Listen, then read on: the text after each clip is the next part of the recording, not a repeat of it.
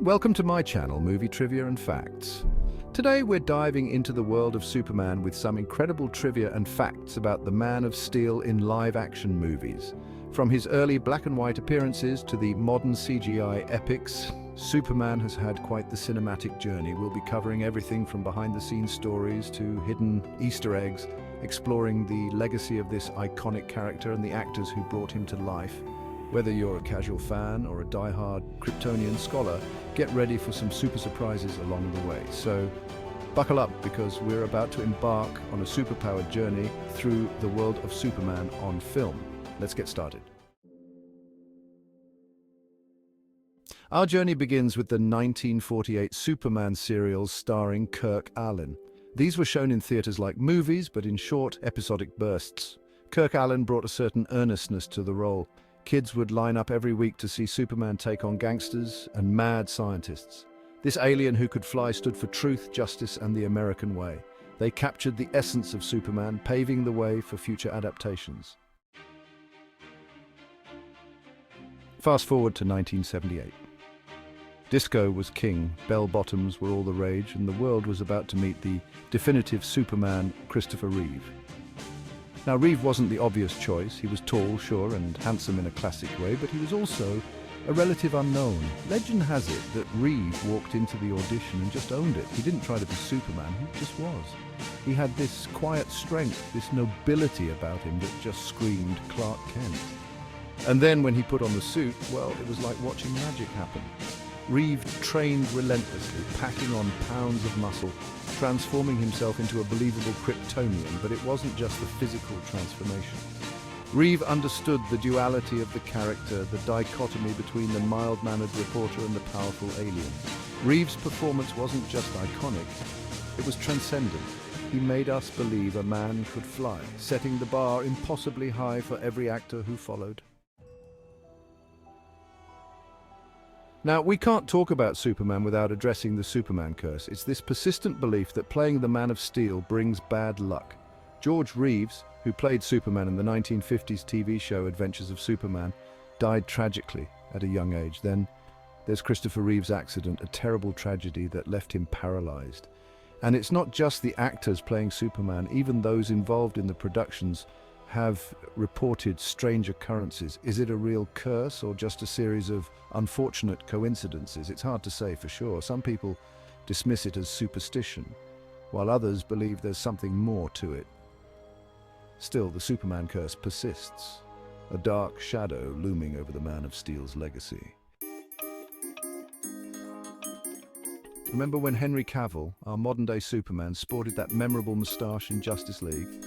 Yeah, that was something.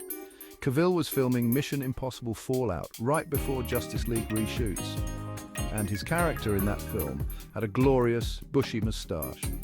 Paramount wouldn't let Cavill shave it for the Justice League reshoots, so Warner Brothers had to get creative. Their solution? CGI. They digitally removed Cavill's moustache in post-production. The result? Well, let's just say it wasn't exactly convincing. Cavill's upper lip looked strangely smooth, almost plastic-like. The internet, of course, had a field day. Memes were created, articles were written, and Mustache Gate was born. It's a funny anecdote that showcases the sometimes absurd world of Hollywood filmmaking. Okay, buckle up, because we're about to enter the wacky world of unmade movies with Superman lives. Imagine this, Nicolas Cage as Superman. It almost happened, folks. The film was to be directed by Tim Burton, the visionary behind Batman and Beetlejuice. And the script, oh boy, the script, it was written by Kevin Smith, the mind behind Clerks and Dogma, and it was unconventional, to say the least. We're talking Superman with long flowing hair, a giant robotic suit, and a fight against a giant spider. There are actually pictures of Cage in a Superman costume, and let me tell you, it's something else. Unfortunately, Superman Lives never made it past pre-production.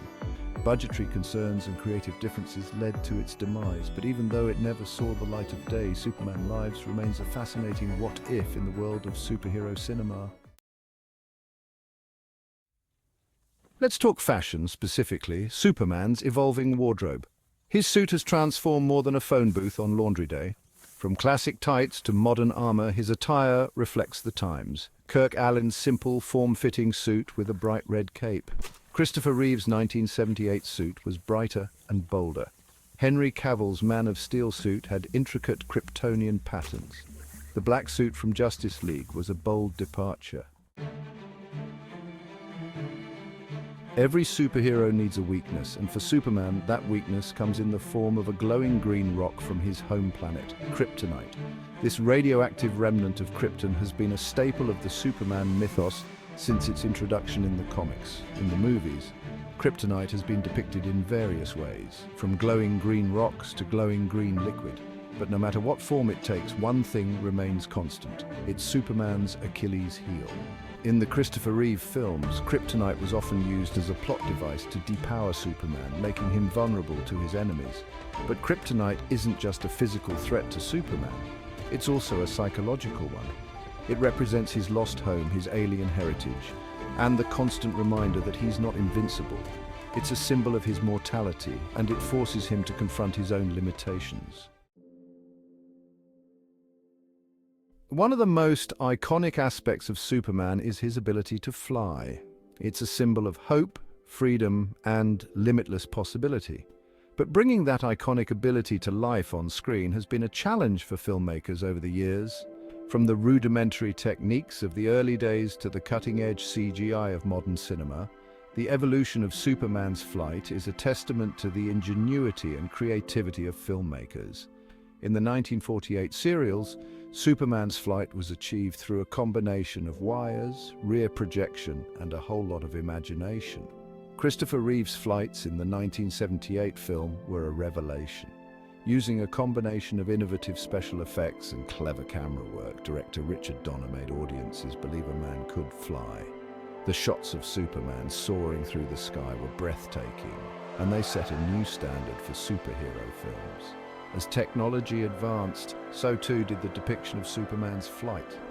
In Superman Returns, director Bryan Singer used CGI to create some truly stunning flying sequences. And then there's Man of Steel, which took Superman's flight to new heights with Zack Snyder's visceral, powerful vision.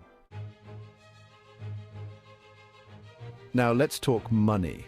Superman, with his global appeal and timeless story, you'd think he'd be a guaranteed box office smash, right? Well, it's not always that simple. While some Superman films have soared to record-breaking success, others have struggled to get off the ground. The Christopher Reeve films, for example, were massive hits, becoming cultural phenomena and cementing Superman's place in the pop culture pantheon. Superman, 1978, was a critical and commercial triumph, becoming the highest-grossing film of the year. However, not every Superman film has been a box office juggernaut. Superman 3, 1983, was a critical disappointment, suffering from a convoluted plot and an over-reliance on slapstick humor. And then there's Superman the Fourth, The Quest for Peace, 1987, which is best left forgotten. The 2006 reboot, Superman Returns, had a strong opening weekend but failed to reach the box office heights of its predecessors.